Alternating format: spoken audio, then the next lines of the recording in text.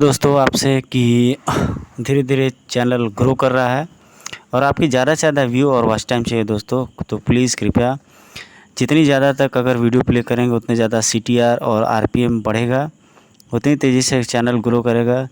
ये मुझे लालच नहीं है कि बहुत जल्दी ग्रो करना, बहुत पैसे कमाने हैं, वो महज एक फैक्टर है, बल्कि मैंने लॉन्ग टर्म के लिए कुछ और ही सोच करके रखा है। जो मैं ये कॉमिक्स वीडियो अपलोड करता हूँ वॉइस मोड पे, ये समय आने के साथ मैं आपको बताता रहूँगा। फ़िलहाल आपसे मेरी एक रिक्वेस्ट है, थोड़ा सा समय इस पे दिया करिए इस वीडियो पर, ताकि ज़्यादा से ज़्यादा वॉच टाइम आ सके और ये यूट्यूब ज़्यादा से ज़्यादा इम्प्रेशन इसका भेज सके।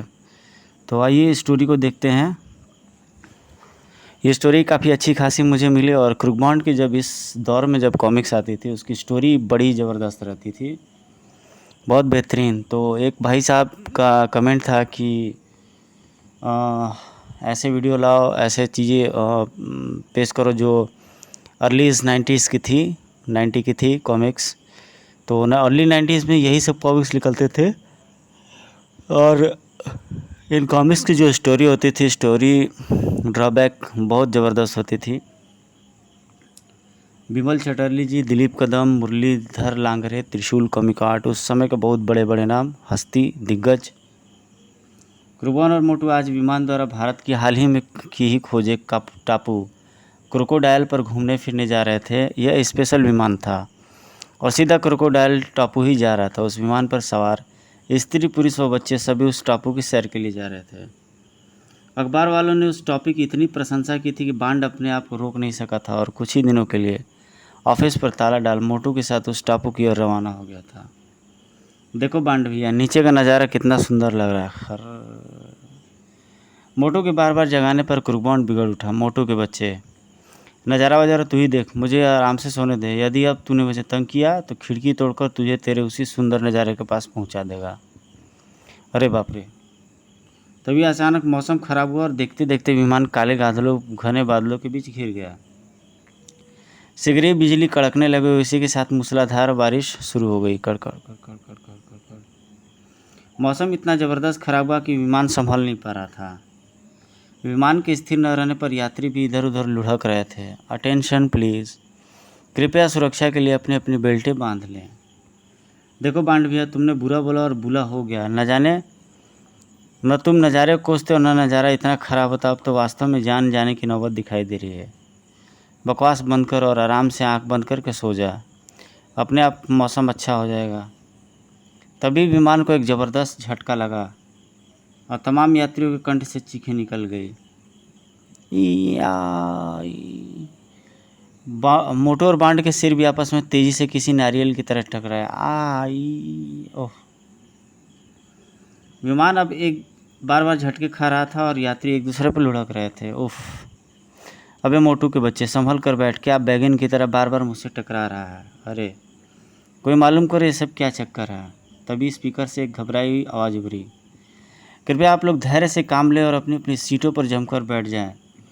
मौसम और यान में पैदा हुई कुछ तकनीकी गड़बड़ी के कारण हम यान को तुरंत ही किसी भी स्थान पर उतारने पर विवश होना पड़ रहा है। क्या है? ओह, ईश्वर आपकी यात्रा सफल करे। ओह, अब क्या होगा? हे भगवान हमारी रक्षा कर। ओ गॉड, हमें सुरक्षित ज़मीन पर उतार दे। मैं प्रण करता हूँ कि फिर कभी अपनी औकात भूलकर किसी विमान में सफ़र नहीं करूँगा। मैं तो पहले ही आपसे कहती थी किसी टापू वापू पर मत जाओ, शगुन अच्छा नहीं है। मौज मस्ती लेनी है तो घर पे ही रहो, लेकिन तुम नहीं माने बापू। लो अब भुगतो अपनी करनी का फल। धप। अब तुम्हारा क्या ख्याल है बांड भैया, हम मरेंगे या जिएंगे? मौसम सुहावना है, इसलिए बचने के 100% चांसेस है। बांड की बात सुनकर मोटू चकरा उठा। हैं? तभी खराब मौसम में विमान ने नीचे गोता खाया। विमान नीचे उतर रहा है, आप लोग सावधान होकर नीचे बैठ जाइए। नीचे जंगल था। ओह। चालक कक्ष में, कैप्टन नीचे तो जंगल है, मजबूरी है, यान को यहाँ पे कहीं उतारना पड़ेगा, क्योंकि इस हालत में यान को और आगे ले जाना खतरे से खाली नहीं होगा। परंतु विमान को जंगल में उतारना भी खतरे से खाली नहीं होगा कैप्टन। भला वहाँ विमान को उतारने लायक कहाँ जगह होगी? अब तो सब कुछ भगवान पर ही निर्भर करता है, उसे ही याद करो। हो सकता है हम लोगों पर उसे दया आ जाए। सभी सहायकों ने चुप्पी साध ली। सभी के चेहरों पर मौत की परछाई साफ दिख रही थी। विमान सना सना नीचे होता जा रहा था। तभी कैप्टन प्रसन्नता से चीख उठा, मित्रों वो देखो, जंगल के बीच एक समतल स्थान। वाह, आहा, ईश्वर ने हमारी सुन ली। उस स्थान पर विमान को उतारने की कोशिश की जा सकती है, बिल्कुल की जा सकती है दोस्तों, और मुझे विश्वास है कि मैं विमान को उस स्थान पर उतारने में सफल हो जाऊंगा। ईश्वर आपको सफलता प्रदान करे। कैप्टन के हाथ तेजी से यंत्रों से खेलने लगा और विमान एक लंबा गोता खाकर पेड़ों के बीच होता हुआ, पेड़ों की डालों को काटता व ऊंचे ऊंचे झुरमुटों को चीरता हुआ कट कट कट कट कटाक जंगल के बीचों बीच बने एक छोटे से समतल मैदान पर पहुंचने में सफल हो गया। अटेंशन प्लीज, ईश्वर का धन्यवाद दे, विमान सुरक्षित जमीन पर लैंड करने में सफल हो गया। अंत में विमान एक झटके से रुक गया और शीघ्र ही विमान का दरवाज़ा खोलकर विमान की इमरजेंसी सीढ़ियाँ ज़मीन के साथ लगा दी गई। अब आप लोग नीचे उतर सकते हैं, लेकिन आप लोगों से निवेदन है कि आप लोग यान के पास ही रहें, ज़्यादा दूर न जाएं। चलो बांड भैया, हम भी बाहर खोलकर ज़रा तफरीह ले लेते हैं। सभी यात्री विमान से नीचे उतर आए और जान बचने की खुशी में प्रसन्नता से आसपास घूमने लगे। क्यों मोटू, क्यों न हम कुछ देर जंगल की सैर कर आएँ? ना बाबा ना, वहाँ कहीं आदमखोर से चीता मिल गया तो। अबे चिंता न कर, मैं तेरे साथ हूँ। फिर तेरा दिल डॉल देखकर तो धीरे धीरे से चीते वैसे ही डर कर भाग जाएंगे। नहीं बांधी भैया, मैं नहीं जाऊँगा, तुम ही जाओ। पहले तो मोटू बांड के साथ जंगल में भीतर जाने के लिए तैयार नहीं हुआ, परंतु फिर बांड के बार बार कहने पर वह बांड के साथ चल पड़ा। उधर विमान के अंदर चालक कक्ष में विमान का कैप्टन अपने सहायकों और एयर होस्टेस के साथ बैठा किसी किताब और नक्शे का अध्ययन कर रहा था। कुछ पता चला कैप्टन कि इस समय हम कहाँ हैं? जहाँ तक मैं स्थिति समझ पाया हूँ उसके अनुसार इस समय हम कंकालू के जंगलों में हैं। जंगल का नाम सुनते ही सबके मुंह से अभय मिश्र चीखें निकली। कंकालू के जंगल हैं? तुम लोग इस समय इस जंगल का नाम सुनकर इतना घबरा क्यों गया मित्रों? कैप्टन, हमने इस जंगल के बारे में पेपरों और किताब बहुत कुछ पढ़ा है। यहाँ से जिंदा बचकर वापस जाने वाले कुछ शिकारियों ने तो इस जंगल को मौत का जंगल तक कहा है। उनके अनुसार मौत इस जंगल पर पग पग पर विराजमान है।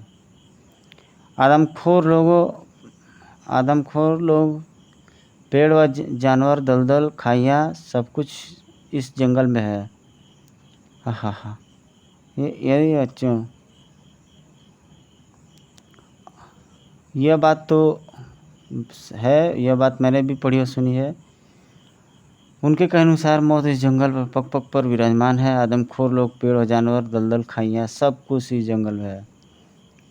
हाँ, यह बात तो है, यह बात मैंने पढ़ी और सुनी है, परंतु इसके अलावा भी मैंने जंगल के बारे में बहुत कुछ पढ़ा सुना है। क्या? मैंने सुना है कि इस जंगल के किसी हिस्से में बेशुमार खजाना भी बिखरा है और उस खजाने में से 4 अनमोल हीरे भी हैं जिससे पूरी पृथ्वी को खरीदा जा सकता है।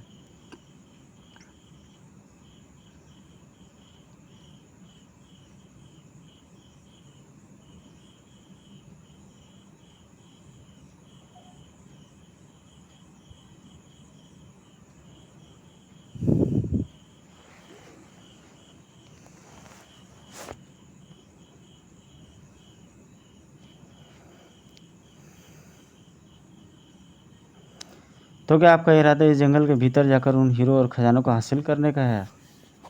कैप्टन की बातें सुनकर वे सभी बुरी तरह चौंके। हरगिज नहीं, मैं इतना लोभी नहीं हूँ अपनी जानकारी और चाहत के पीछे तुम सबकी जान खतरे में डालो।